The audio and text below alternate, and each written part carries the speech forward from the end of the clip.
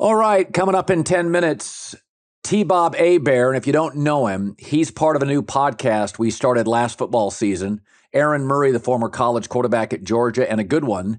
T-Bob was a center between 2007 and 2011 for the LSU Tigers. Very well connected, just always a good time. He'll be joining us today. Brian Kelly, Kirby Smart, Nick Saban, Lincoln Riley, NIL, Texas and Oklahoma joining the SEC. He's just full of information and full of fun. And if you haven't heard the Snaps podcast, that's what it's called, Snaps at the Volume, also all over the Volume YouTube page. You'll enjoy it. But first, I want to address something. Unlike college basketball, where a player doesn't have to go to college, he can go to the G League, he can go overseas. College football players have to go to college for a minimum of 3 years. Most go 4, and some redshirt and go 5. And at some point during that college career, I presume at least some of them took Econ 101, an economy class. I understand being upset, but by the lack of understanding by running backs in the NFL of why they no longer get whatever they want in terms of a contract, although they mostly did for like the entire lifespan for me of watching the NFL. Running backs were compensated and often overcompensated, especially the second and third contract when they were more broken down. But it's basic supply and demand. Rule changes have made it more of a passing league. So receivers, quarterbacks, tight ends, and left tackles have never made more. And because the supply and demand, especially the demand part for running backs, is on the low side, and there's a pretty good supply of them in college, they're not making the money they did. Folks, it's analytics. These running backs are all upset. Guys, it's business. Offensive players are getting paid, those directly connected to passing. For the record, the highest paid running back is also the best receiving running back in the NFL, Christian McCaffrey. So for years and years in the NBA, players were often dissuaded from shooting threes. Now they're persuaded to shoot threes. It's called analytics. In baseball, strikeouts were bad. Bad. Keep the ball in play. Math, analytics says no, strikeouts are not the worst thing. Ground balls are. Hit it out of the park, walk, strikeout. Don't hit ground balls. Okay? And in football, we have all sorts of players that have never been more valuable. Again, left tackle, tight end, wide receiver, quarterback, great corner, edge rusher, interior lineman, Chris Jones, Aaron Donald, Fletcher Cox. But there are positions, because the middle of the field now is an offensive player zone, not a defensive player, that the dominating, intimidating safety, less valuable. The linebacker who's off ball and can't cover in space, of very little value. Interior O-lineman, great as road grading running back protectors, less valuable. Running backs, unless they're great at catching the ball and running it and are healthy, not as valuable. It's supply and demand. It's not complicated. The running backs can be upset. And I feel bad for a guy like Austin Eckler, who got drafted low, never made big money, and now is left without the contract he desires. I feel bad.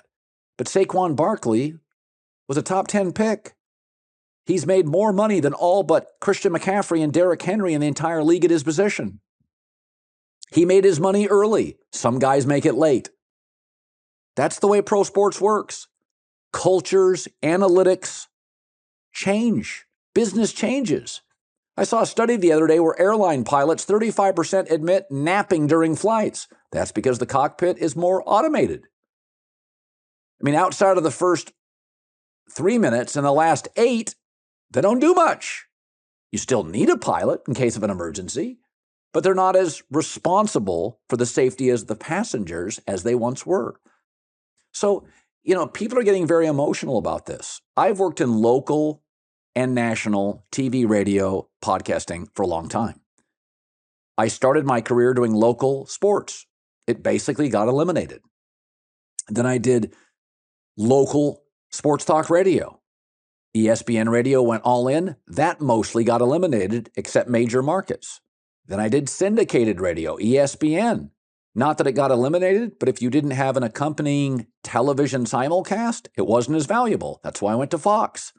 And now cable TV is eroding. So cable TV, my career in cable TV could be ending here in the next 6 or 7 years or whenever. There's no guarantees. I've constantly been trying to pivot to retain income, to retain employment. I'm not bitter about it. Running backs can absolutely enhance themselves by being better receivers, Christian McCaffrey, being better run blockers. I mean, Cam Akers got in the doghouse for the Rams. Why? He refused to pass block, and he got in Sean McVay's doghouse. He improved in the second part of last year, got back on the field. So there's where to enhance your status, enhance your longevity, but some of it for running backs is luck. They're the last player you can tackle viciously from any angle. Everybody else is protected in football on offense, except the running back. He remains the piñata of the league. So some of this was inevitable, and I can feel bad. But like any other career, doesn't matter if you're a banker or a running back or a media personality, side hustles, constantly trying to add value to your career. It's part of the game.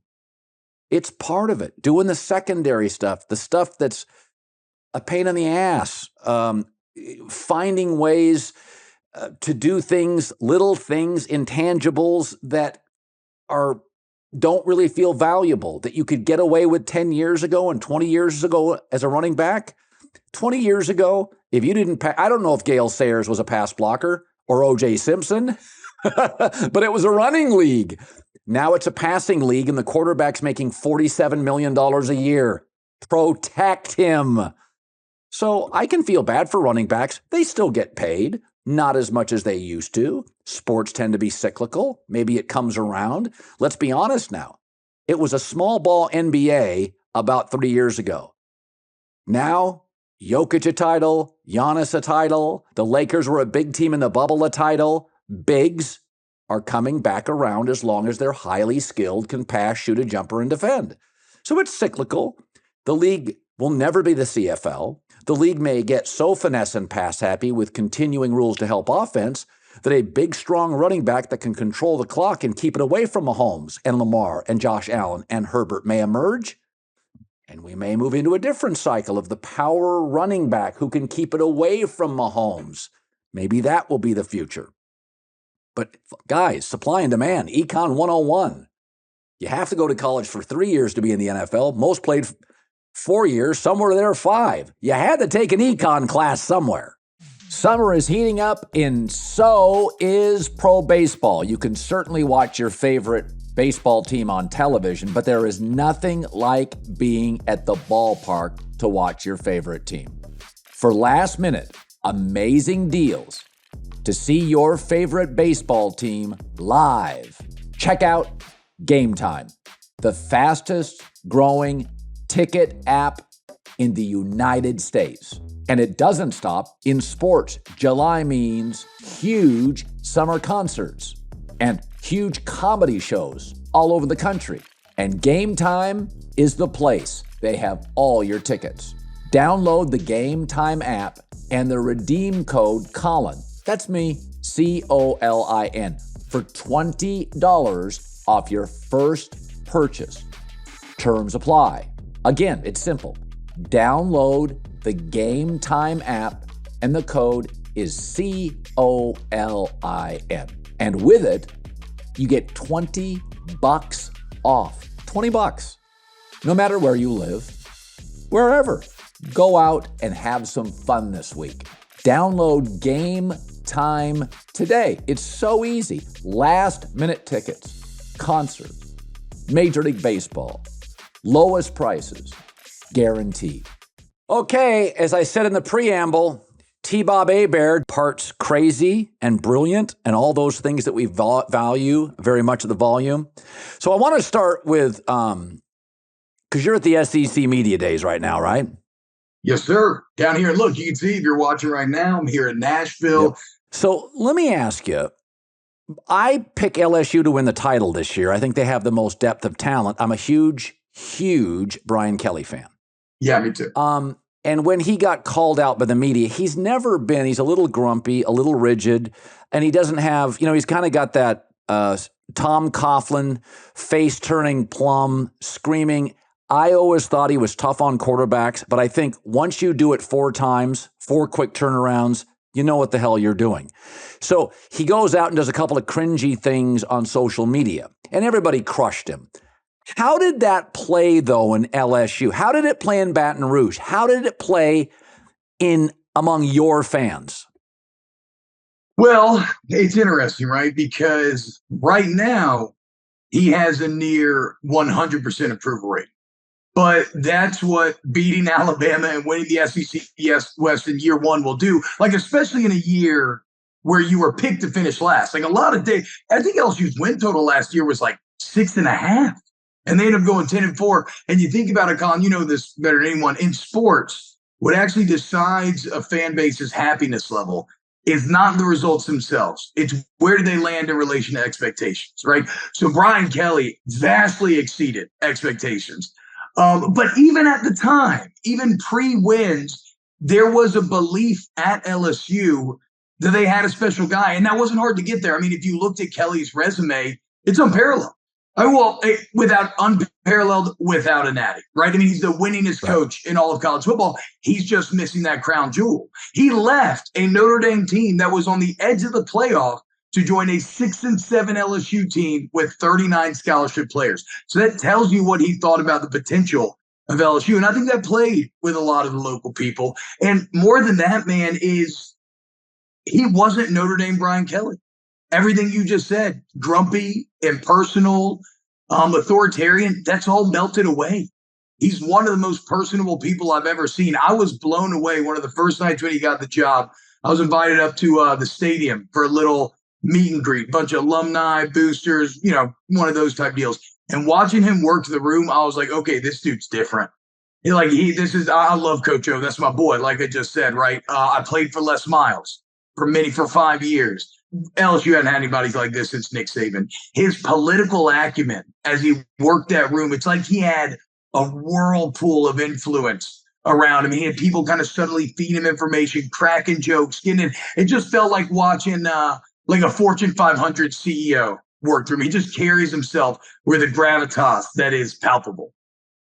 Yeah, and I think sometimes the media does a poor job of hiding their agendas.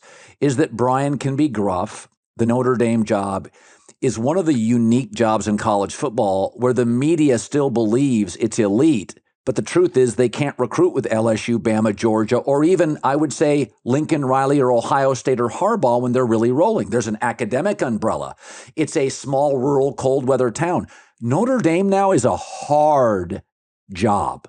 Now, by the way, his 3 predecessors, Ty Willingham, Bob Davie, Charlie Weiss, illustrated how damn hard it is, right? So it's like people don't understand. Everybody wins at LSU. Yeah. In the last 20 years, one guy has won at Notre Dame. And so when he took the job, I said, I get it. LSU, in my opinion, and I've said this before, it may be the best job.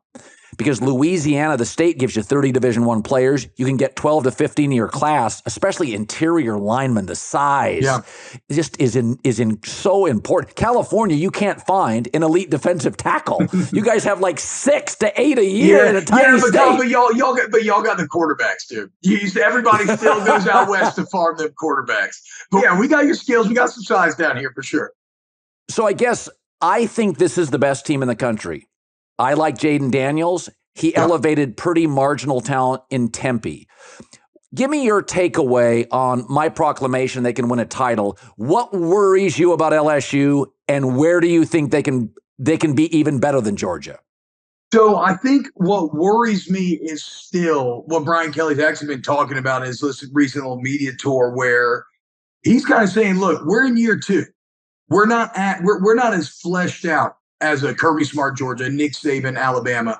LSU still has some filling into the corners to do. If you're like now frontline starters, their 22 is as good as anybody, right? Jaden Daniels, second highest Heisman odds. You return the entire offensive line. You had true freshmen starting tackles in the SEC last year, and they did well. But they're maybe a little brittle, right? A couple key injuries, and I don't know that they have the ability to absorb it in a way that Georgia would, in a way that Alabama would. Now, quarterback, ironically, they might be all right. Garrett Nussmeier is probably about as frisky of a backup as you're going to find. But to me, the thing, it's interesting because Kelly's been going around and saying, I think in year 3 we'll be in an even better spot.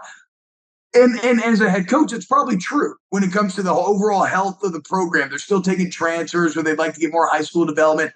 But to your point, Colin, there is a sneaky good window right now in year number 2. Nobody has a quarterback.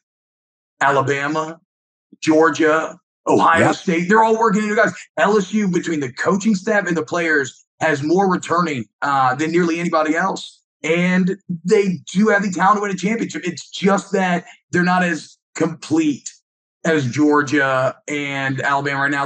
The secondary has questions. Don't know who the starting corners are going to be.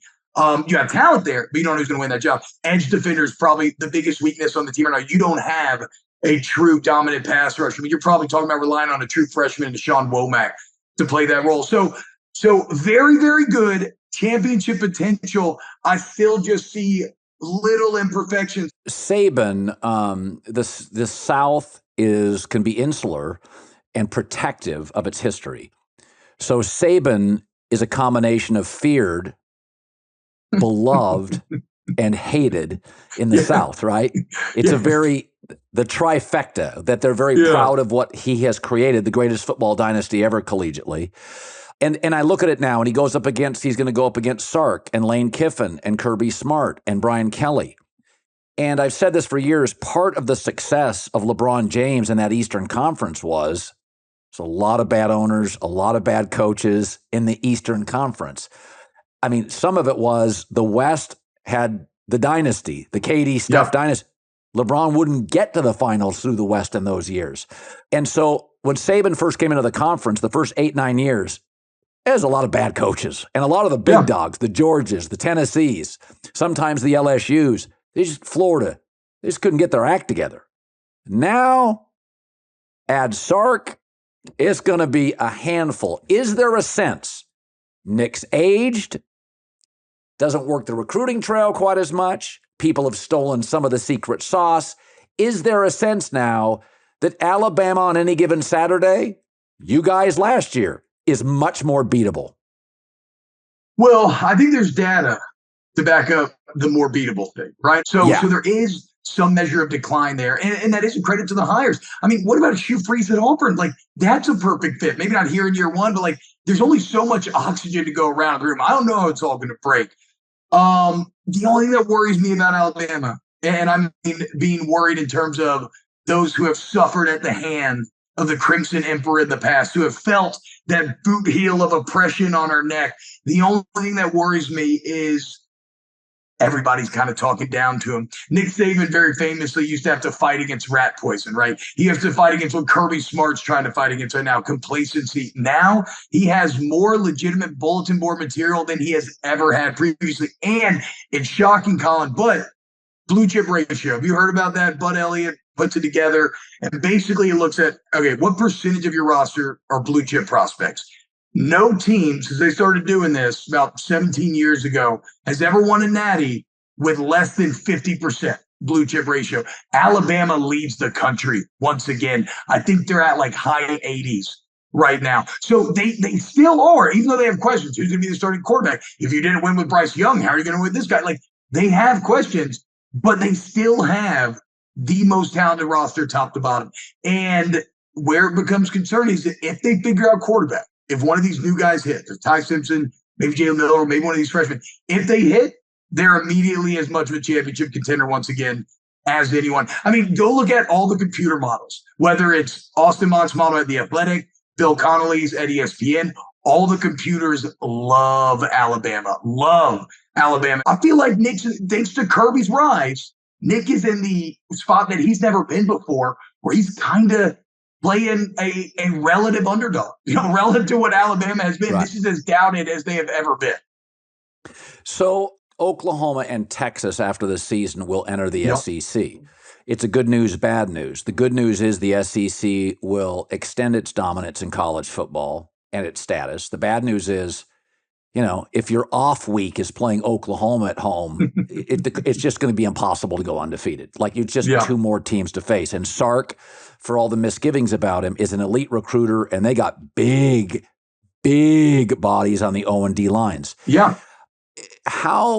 Listen, SEC fans, the ones that call a Paul Feinbaum show, think, Alabama's never going to lose. But when you talk to your realistic fan in the South, is there some concern that, shit, man, how many top 15 teams can you play? I mean, Texas, I watched them play Alabama last year. Yeah. Athlete to athlete, they looked like the same. I can argue Texas had the better roster. Bama had the better coach. I mean, I watched that game and I thought, you needed Bryce Young. That's why it was the number one pick. Texas looked bigger and stronger. So not just your fanboy, but is there some concern that, guys, like, it's a gauntlet. Forget the playoff. How do you get there? Well, that goes back to like the only so much oxygen in the room, right? Like how in the world are all these teams going to breathe? All these teams, fans, again, to go back to expectation levels, it's to be in the playoffs. Now for Texas, that may be a bit unearned, but Oklahoma fans, that's the winningest program in the last 25 years. All they did was win 10 games every year. Like last season was an aberration for them. So, but in terms of what the realistic SEC fan is expecting, honestly, Colin, I don't think at this moment, I don't think they're very intimidated by Texas or Oklahoma. And the reason being are a couple. First off, Texas has been down since that Mac Brown national championship, right? They've been pretty consistently down. And it's interesting to hear you talk about Sark like that, because I'm a bit of a Sark doubter here, where Sark's never won 10 games. I need Sark to prove to me that he can win 10 games. I need Sark to prove these things before I give the benefit of the doubt. Like, he's an elite recruiter, but how does that team go 8-5 last year when they're more talented than every other Big 12 team that they're facing? How does Oklahoma under Brent Venables go 6-7 when they're more talented than every Big 12 team that they're facing? And so I think for now, and this is likely hubris, right? But that's what we do as people. But I think for now, SEC fans, it's not, oh, man, we don't know what we're getting into with them, Jordan. I think SEC fans look at Texas and Oklahoma and say, you don't know what you're getting into. Oklahoma's been able to just run through the Big 12 for a decade now and just kind of have their way as Texas kind of flounders and tries to find themselves once again. So, honestly, I even think kind of the rational fans here aren't overly concerned. That's why this year is so important for Texas, right? Sark needs to prove it, that he's the guy going in there. So important for Oklahoma fans that they can believe in Brent Venables, because we've never seen Brent Venables be a head coach. And even as a coordinator, he's in that Dabo Swinney environment, which isn't really representative of other environments around the country. Both have recruited at elite levels, right? I didn't think Venables could recruit. He already proved me wrong there. Now they got to prove wrong. I feel like, answer me this, Con. Texas and Oklahoma, they have to finish 1-2 in the Big 12. Like, they are markedly more talented than any other team in the Big 12. Well, why shouldn't they? Kansas State returns like 18 starters. So the feeling is this is the best Kansas State team in forever. So they got picked second. They return a ton. But I agree with you. Oklahoma doesn't look at 70% of Kansas State players. They don't recruit them. They're not even interested.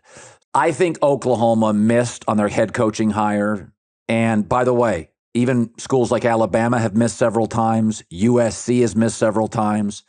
Michigan has missed several times. Notre Dame has. It happens. The first thing I always look at, does the coach you hire, is his side of the ball locked up, cinched up, dramatically better immediately? Lincoln Riley took a 4-win team to an elite offense. Sean McVay, NFL. Kirby Smart, defense. Saban got the defense right before the offense. Forget the Sooners offense. The defense was an S show. That tells me, T-Bob, he's over his skis. They got a coordinator. The defense was awful. Yeah. No, I mean, look, it's again why I think Oklahoma this offseason, they have a very good gymnastics program, and you can tell because the fans have been doing a lot of mental gymnastics to try to explain why Brent Venables is a guy. Now, granted, again, To their credit, this is like they're kind of drowning right now. And they're desperate. They're looking to fight everybody. They're looking for something to latch onto. They've latched onto recruiting. He's done well there. And so that's kind of their only comeback right now. But I'm with you, Colin. He's supposed to be a defensive coach. Again, they have talent on the defense. Lincoln took offensive guys. He didn't take the defense. And they were dead last. And they were awful, completely awful. They gave up more first downs than anyone in the Power 5. So, look, I'm not a Brent Venables believer. I've been very clear about that. I'm also not a Sark believer. I think both these schools have all the potential in the world. I just think they got to hit on the right guy. Sark, here's my goal. With Venables, again, I think he has to win 10 games. He has to be able to show that he can compete. I'm giving Sark a low bar this year, Texas. Win 10 games with a bowl game. If you do that, I'll eat crow. I'm wrong. Venables, kind of the same deal. You get the 10 wins, I'll allow for it being year 2. The only thing that makes me a little angry, also on the Oklahoma Venables front, is he talks about needing to change the culture when he got there. The culture was 25 straight winning seasons, stacking 6 in a row Big 12 championships. The culture is one of the most successful football programs of all time that you took over. And like you said, and this is where I'd be really terrified if I'm an Oklahoma fan. Everything in college football is about the head coach. He is your Roman politician general. He is the one that's going to decide the fate of the country that you love so much. Look at what happened to Oklahoma when Lincoln Riley left, and look at what happened to USC when Lincoln Riley got there. That is an elite guy. That's a top 5 guy. And when you have one of those, you kind of hold on to it for everything it's worth. And Oklahoma never in their wildest dreams would have thought that they could get one of those guys poached. I mean, it's crazy. That's one of the most successful programs in college football history. That should never happen, but it shows you the power of USC and that Trojan brand. Here's my theory on why Lincoln Riley left. Oklahoma, unlike Louisiana, unlike Georgia, unlike Alabama, unlike Florida or Texas, Oklahoma's recruiting profile, the state now provides about 6 elite players a year.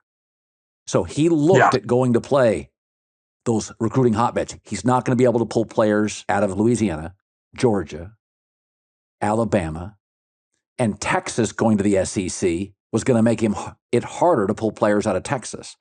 It's virtually unheard of. Oregon's an outlier, though they have no national title, to be from a state that delivers less than 15 elite players annually and win a title. So Phil Knight has made Oregon geographically isolated in a state that gives you 3 viable. They recruit California.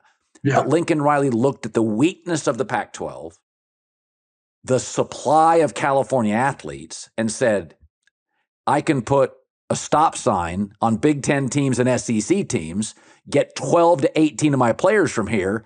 My competition's weak. UCLA is a basketball school. And I think Lincoln Riley, smartly, everybody said he's not a man. I think it's business. I think he looked at it and went, Oklahoma, its best days are over, and USC is a sleeping giant. That was my take. When it happened, the day it happened, what was your initial thought? So the day it happened, I was one of the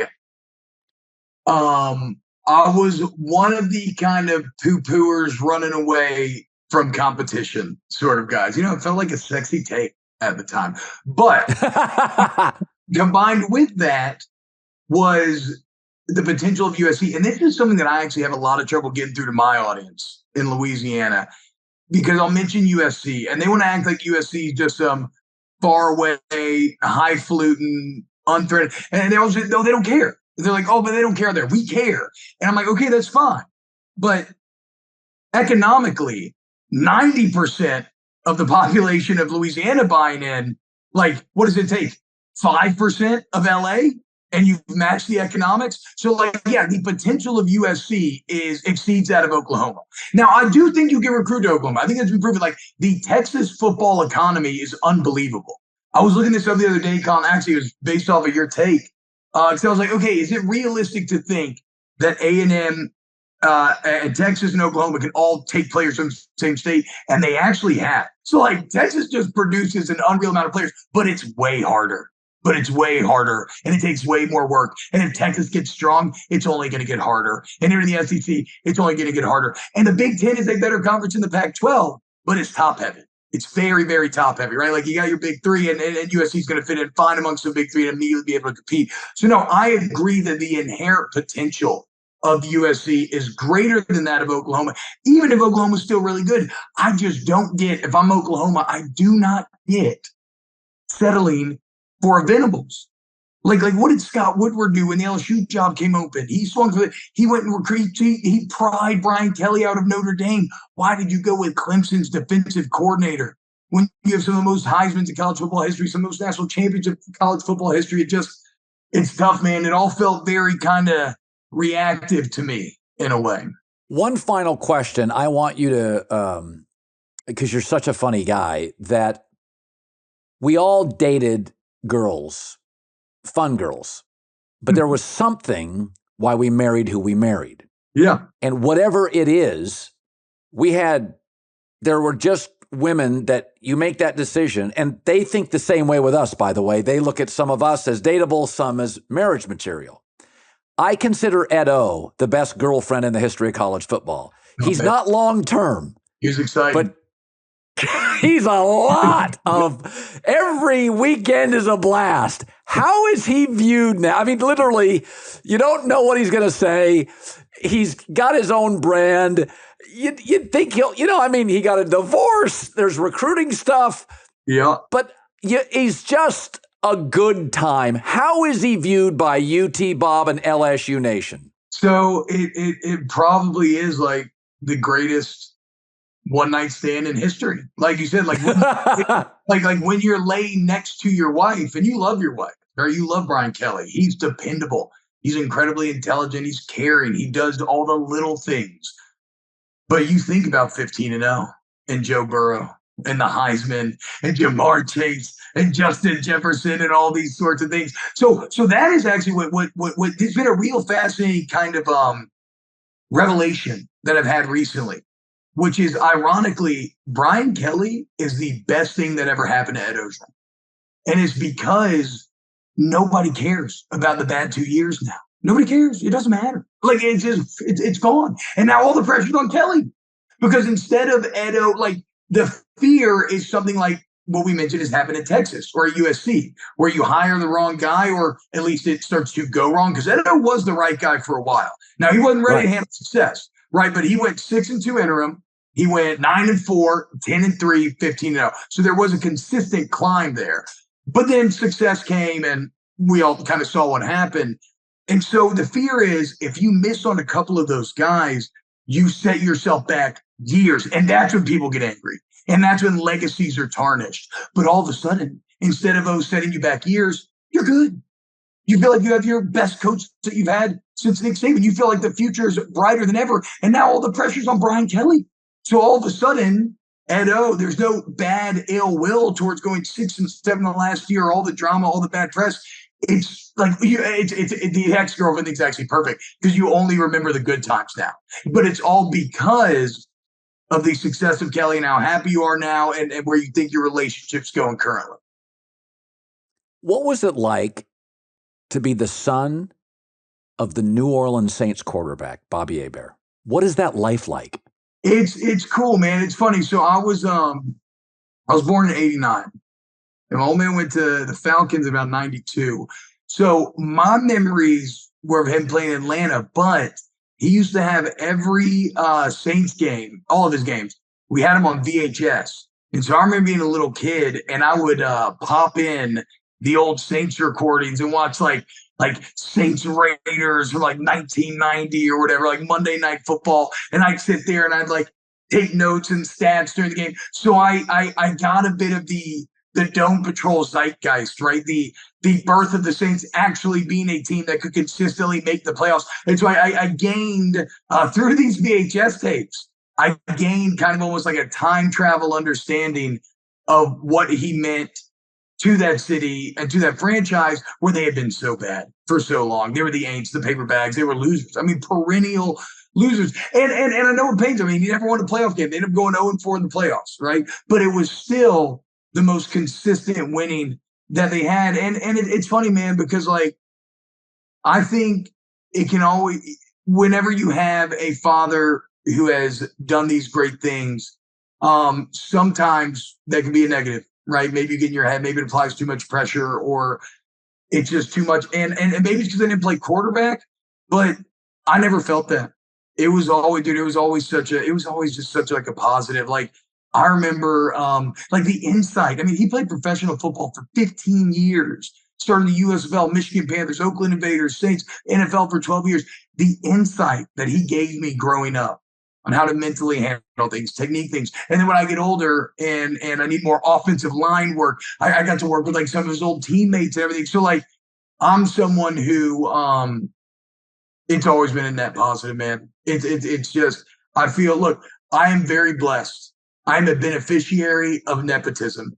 I would have never gotten my start in this industry without him later becoming a radio legend in New Orleans, right? And so I'm very cognizant of this. I do not take this for granted, and all I want to do is try to do the best with the kind of unearned opportunity that I was given at a very young age, and I thank my father for that. Man, he was yeah, like I said, I just think back and think about how he put his body on the line. Cajun kid from Louisiana, didn't grow up with much. And then he rose to these heights to provide for his family and to set up the next generation. It's something that I think about a lot. Well, I think you're the most creative, articulate, thoughtful Southern voice in college football. I thought that when I listened to your first podcast. We were looking for you for a year, and Logan Swain, who runs the Volume, gave me a tape. I got a tape of you. You and Aaron are great. He's the straight man, and you are crazy town. We could not love you more. I think you're just such a unique voice in the sport, and we are so effing happy to have you, man. And I feel, I'm not gonna lie, God, I feel like I've been like a little tight here. You know, I'm a little nervous. The boss man, dude. I grew up watching you and everything, and so I mean, I think I'm blushing pretty hard right now. I can't. That means well, but make no mistake, bro. We got big things coming to Snaps this year. Me and Aaron are fired up. Brum's fired up. We've been recording a bunch of stuff here in Nashville. We've been going around, making the rounds. The Volume's been like one of the best things ever happened to me because I love LSU. I love doing the morning show and everything. But I've been doing Louisiana for like 10 years now. Now all of a sudden I get to expand and talk about the Pac-12 and the Big Ten and just all of college football, and I love it all and I know it all. And it's yeah, thank you, man. It's been awesome. And thanks for having me on the pod, dude. This was super fun. Well, I'm going to try to do this on a regular basis, my man. Congrats. Say hi to Aaron, and I'll put this out in the morning and on the Volume page tonight, bud. All right, Colin, take it easy, man. YouTube.com/@VolumeSnaps. Hit it up.